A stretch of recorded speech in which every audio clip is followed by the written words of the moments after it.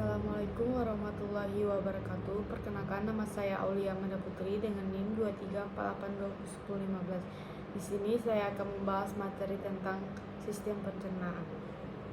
Baiklah, di sini dapat kita lihat ada organ-organ sistem pencernaan. Nah, apa itu sistem pencernaan? Sistem pencernaan adalah proses perubahan makanan dan penyerapan sari makanan yang berupa nutrisi yang dibutuhkan tubuh dengan bantuan enzim yang memecah molekul makanan kompleks menjadi sederhana sehingga mudah dicerna tubuh. Nah, penyakit sistem pencernaan itu gangguan pada sistem pencernaan disebabkan pola makanan yang tidak sehat, infeksi, stres, obat-obatan, dan faktor genetik.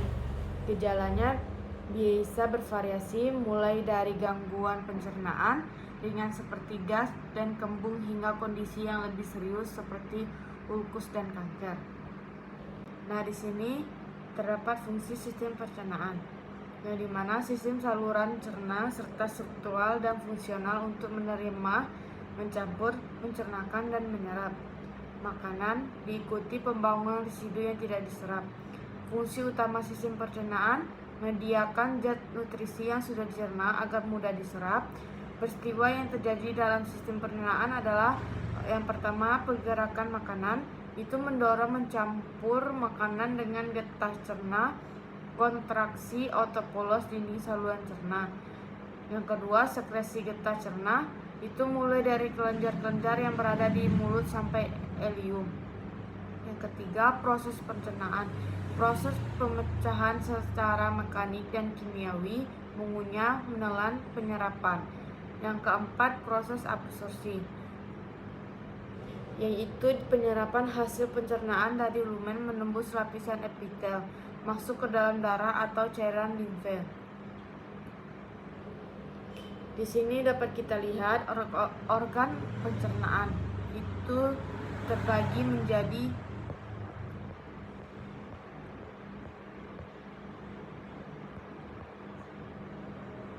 Baiklah, di sini dapat kita lihat organ pencernaan terdapat pada mulut, faring, esofagus, lambung atau ventriculus, usus halus, usus besar, rektum, anus, peritoneum, hati,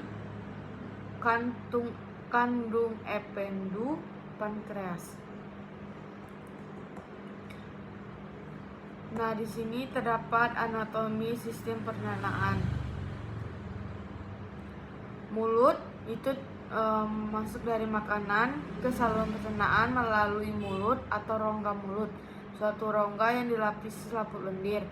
Teka itu dari mulut, makanan masuk ke posterior menuju ofaring dan laring ofaring.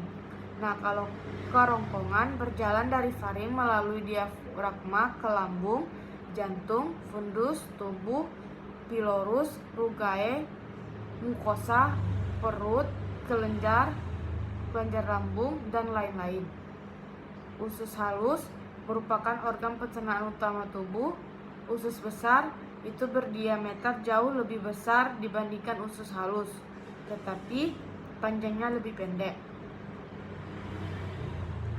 Nah, di sini dapat kita lihat fisiologi sistem pencernaan.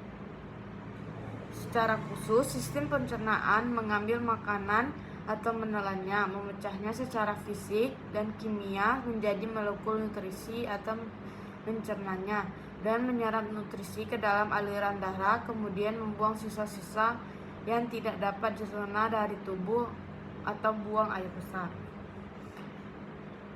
Nah, di sini dapat kita lihat perubahan fisiologis terkait usia pada sistem pencernaan.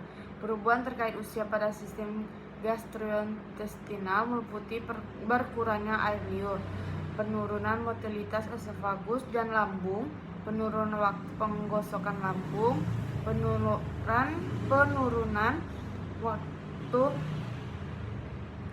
penggosokan lambung, penurunan produksi faktor intrinsik, dan penurunan penyerapan usus, motalis, dan aliran darah. Selain itu, Gigi menjadi lebih keras dan rapuh sehingga membuat gigi lebih rentan patah. Penyakit atau gangguan pada sistem pencernaan itu terdapat pada diare. Terjadi karena sebuah penyakit di mana tinja atau fases berubah menjadi lembek atau cair yang biasanya terjadi paling sedikit 3 kali dalam 24 jam. Nah, gejala yang biasanya ditemukan adalah buang air besar terus-menerus serta dengan rasa mulas yang berkepanjangan, dehidrasi, mual, dan muntah. Baiklah, sekian presentasi saya hari ini. Terima kasih. Apabila ada kesalahan atau kekurangan, mohon dimaafkan. Wabillahi taufiq wal hidayah. Wassalamualaikum warahmatullahi wabarakatuh.